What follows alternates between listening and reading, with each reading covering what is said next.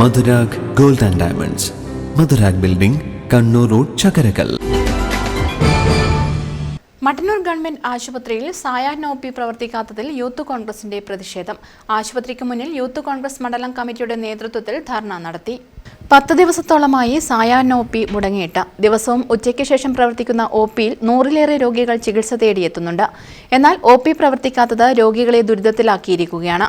നിലവിലുള്ള ഡോക്ടർ ഇവിടെ നിന്നും പോയതോടെയാണ് സായാഹ്ന ഒ.പി. പ്രവർത്തിക്കാൻ കഴിയാതെയായത്.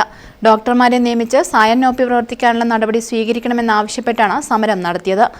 പ്രകടനവുമായി എത്തിയാണ് ധർണ നടത്തിയത്. കോൺഗ്രസ് മട്ടന്നൂർ ബ്ലോക്ക് പ്രസിഡന്റ് സുരേഷ് മാവില ധർണ ഉദ്ഘാടനം ചെയ്തു. പഞ്ചായത്ത് തല ആശുപത്രിയും അതുപോലെ തന്നെ താലൂക്ക് തല ആശുപത്രിയും അതുപോലെ തന്നെ ഗവൺമെന്റിന്റെ അധീനതയിലുള്ള ജില്ലാ ആശുപത്രിയും എന്നൊക്കെ നമ്മളൊക്കെ മനസ്സിലാക്കിയിട്ട് വർഷങ്ങളായി.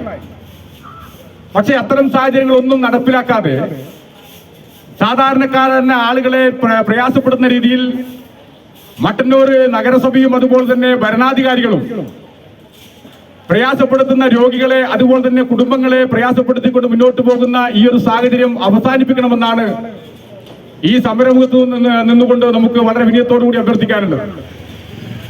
നമുക്കറിയാം, നമ്മുടെ രാജ്യത്ത് നമ്മുടെ മൻമോഹൻ സിംഗ്, അദ്ദേഹത്തെ ഓർമ്മിക്കാതെ ഈ സമയത്ത് നമുക്ക് പോകാതിരിക്കാൻ നിർവാഹമില്ല.